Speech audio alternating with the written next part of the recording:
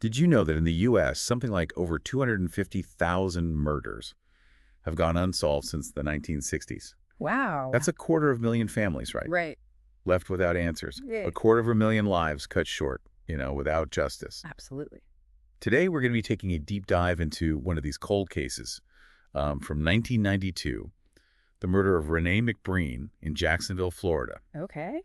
And we're going to be looking at court documents, police reports, as well as interviews conducted for a true crime podcast called The Deck. Right. To try and get an understanding of exactly what happened and why this case has remained unsolved for all these years.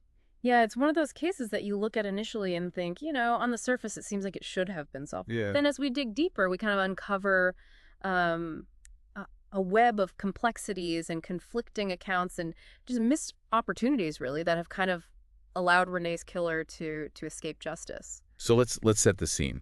It's September 1992. Renee's estranged husband, Bill, is stationed with the Navy in Colorado. Mm-hmm. And he tries calling Renee and their 3-year-old son, Caleb, but he gets no answer. Okay. Hours later, little Caleb picks up the phone. Oh, wow. He's unable to wake up his mom. This detail right here, Yeah. the child unable to wake his mother, it really underscores the suddenness and the brutality of the crime. Just imagine Bill, right? Oh, yeah. Miles away, receiving that call. The fear, the helplessness, the agonizing wait for news.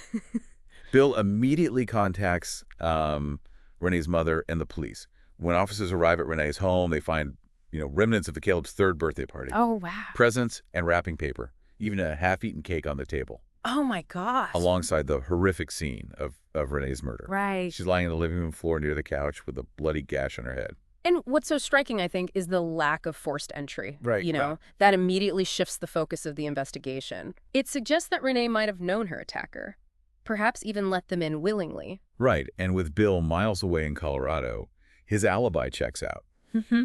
So the police turn their attention to Renee's boyfriend at the time, Aaron, and the attendees of the party. Mm-hmm. They're also, interested in Caleb, the only other person known to be at home during the murder. But as a 3-year-old, his account is understandably fragmented and unreliable. It's that classic case of a child caught in the crosshairs of a tragedy. Yeah. Caleb would later recount seeing a big man fighting with mommy, Right. a memory that would haunt him for years to come. Oh, wow. But at the time, it offered little concrete evidence for investigators to work with. And as the investigation continues, a crucial piece of evidence emerges. A bloody palm print on a crumpled piece of paper near Renee's body. This print doesn't match anyone at the party or any of Renee's coworkers. This is where the case, I think, takes a fascinating turn. Yeah. The presence of the palm print suggests the killer was trying to be careful, right? Even wrapping the murder weapon to avoid leaving fingerprints. Mm-hmm. Yet they left this behind. Right. Was it a mistake? A sign of panic? Or was it a deliberate act, like a way of taunting investigators? It's a question that's haunted detectives for decades. Yeah. But the mystery deepens further with the findings of Renee's autopsy. Mm-hmm. She was 2 months pregnant. Now, remember, this is 1992, right? Yeah. Before DNA testing was readily available. Right. So the father's identity remains a mystery. Both Aaron, her boyfriend, and Bill, her estranged husband, claimed they were unaware of the pregnancy. Right. Suddenly, the case takes on a whole new dimension. Right. Was the unborn child somehow a factor in Renee's murder? The pregnancy certainly complicates things. For sure. It introduces new potential motives, Right. new suspects. Right. Did someone have a reason to want Renee and her unborn child gone? It throws a real wrench into the investigation. Yeah. Now, detectives have to consider not only who might have wanted Renee dead, but also who might have had a motive to prevent her from having this child. Yeah. It's a chilling thought, Yeah. but one that investigators had to consider. And as the years pass, the case goes cold. Right. Tips dwindle, leads run dry. Yeah. And Renee's family is left grappling with this, agonizing reality. Yeah.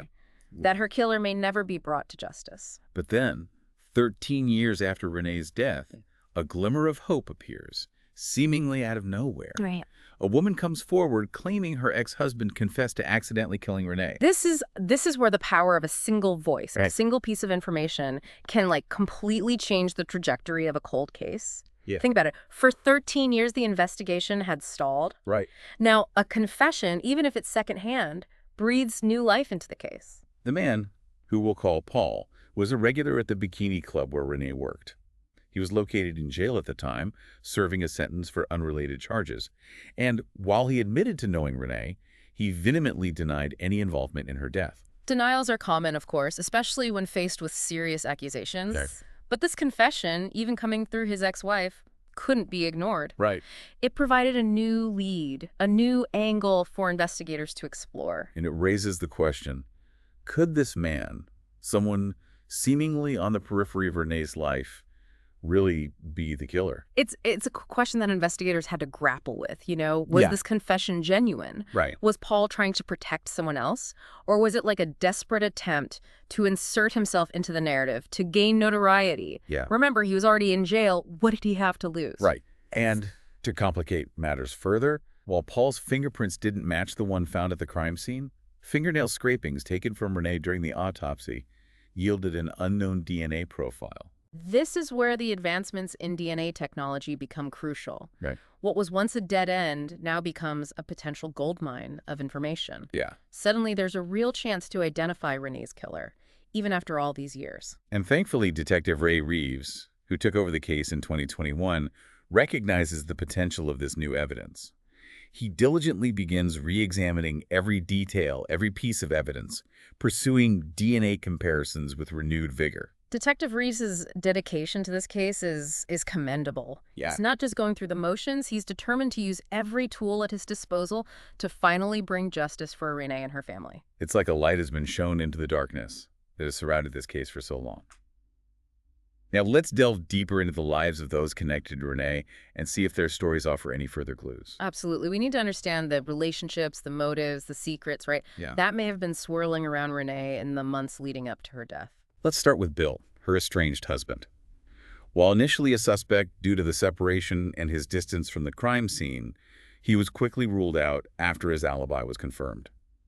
He cooperated fully with the investigation and even fought to be stationed back in Jacksonville after Renee's death to be closer to his son and support system. Bill's actions, I think, paint a complex picture of a man grappling with grief, Right. loss, Yeah. and a deep sense of responsibility for his son. Hmm. He was devastated by Renee's death and even risked his own safety by trying to investigate the murder himself. Right. And according to those who knew him, Bill loved Renee and was heartbroken by the news of her pregnancy. It's another layer to this already intricate story. It adds another layer of tragedy. Right. A relationship strained by distance and infidelity, yet still bound by love and a shared child. Yeah. And now the question of the unborn child's paternity hangs over everything. Then there's Aaron, Renee's boyfriend at the time of her death. He also worked at the bikini club and claimed that the unborn child was his. However, without DNA testing available at the time, his claim remained unverified. Aaron's alibi, corroborated by coworkers at the bikini club, seems to place him out of suspicion. Okay. But his relationship with Renee and the revelation of her pregnancy certainly warrant closer examination. Yeah. Was there more to their relationship than met the eye? Mhm. Were there hidden tensions or jealousies? He maintained that they were happy together, that he wouldn't have hurt her, and his distraught reaction upon hearing the news of her death seemed genuine to those who witnessed it. But emotions can be deceptive, Yeah. especially in the wake of a tragedy. Yeah. Was his grief genuine? Or Right. was it a carefully constructed performance to deflect suspicion? It's difficult to say for sure, Mm-hmm. and without concrete evidence linking him to the crime, his involvement remains a question mark. Exactly. And this brings us back to Paul, the man who allegedly confessed to accidentally killing Renee. His connection to the bikini club, the fact that he knew Renee, Mhm. and his later denial of any involvement make him a truly enigmatic figure in this case. His confession, though secondhand, is a tantalizing piece of the puzzle. Was it a genuine admission of guilt, a desperate attempt to gain attention, or was he trying to protect someone else, someone closer to Renee? And the accident aspect of the confession is intriguing. Right. What does that really mean? Yeah. Was it a moment of panic, Right. a situation that spiraled out of control? Or was it a calculated attempt to downplay his actions, to minimize his culpability? It's a question that has plagued investigators and Renee's loved ones for years. And we can't forget Caleb, Renee's son, who's just 3 years old when his life was irrevocably altered by this tragedy. Right. He was interviewed by Child Protection Services at the time, but understandably, his recollections were fragmented and incomplete. He would later describe a big man fighting with mommy, a memory that would haunt him for years to come. It's a heartbreaking reminder of the lasting impact of trauma, particularly on young minds. Caleb's story underscores the importance of trauma-informed care, of understanding how children process and cope with such horrific events. He was adopted by a loving family after Renee's death, and as he grew older, he began to grapple with the complexities of his past, the anger and resentment he felt towards his mother for the circumstances her death created. It's a natural response to such a profound loss. Yeah. He was left to piece together fragments of memories Right. to make sense of a world that had been shattered. Yeah, it's a stark reminder that behind the headlines and the crime scene tape, there are real people Oh, yeah. whose lives are forever altered by these tragedies. Absolutely. And in Caleb's case, it wasn't until he was adopted by this loving family that he began to truly process the trauma he had experienced. Right. And with that understanding came a renewed interest in his mother's case, a desire to uncover the truth about what happened that night. His journey is both heartbreaking and inspiring. It speaks to the resilience of the human spirit, Right. and the power of love and support Absolutely. in overcoming even the most profound trauma. It raises a question that has haunted investigators and Renee's loved ones for years. Why was Caleb spared? Yeah. Was it a random act of mercy? Did the killer know him and choose to protect him? Right. Or was it simply a matter of circumstance? It's a question that may never be answered, Right. but it adds another layer of complexity to this already perplexing case. For sure. And at the heart of it all, I think, remains the most fundamental question. Why was Renee murdered? Right. What was the motive behind this brutal act? Yeah. Was it a crime of passion? Right. A robbery gone wrong? Yeah. Or something more sinister? Unfortunately, despite the leads and the emergence of DNA technology, a cloud of mystery still hangs over Renee's murder. Yeah, we're left with a puzzle with missing pieces, a story with unanswered questions. Yeah, the lack of a clear motive is one of the most frustrating aspects of this case. Yeah. It makes it so difficult to understand the killer's actions, to grasp the reasoning behind such a senseless act. But the story doesn't end here. Detective Reeves' ongoing investigation and the potential of DNA technology offer a glimmer of hope. Perhaps someday, Renee's killer will be identified, brought to justice, and her family will finally get the closure they deserve. Right. And if anyone out there has any information about this case, no matter how small or insignificant it may seem, please contact the Jacksonville Sheriff's Office and ask for Detective Ray Reeves. Your tip could be the missing piece that cracks this case wide open. It's important to remember that even cold cases can be solved. Sometimes, all it takes is one person to come forward with the right piece of information. Renee McBrreen's story is a stark reminder that even in the midst of celebration, darkness can lurk. It's a reminder to cherish our loved ones, to be vigilant, and to never give up hope in the pursuit of justice. And it's a story that compels us to confront the complexities of human nature, the darkness that can reside within seemingly ordinary lives, and the enduring mystery that surrounds those cases that remain unsolved.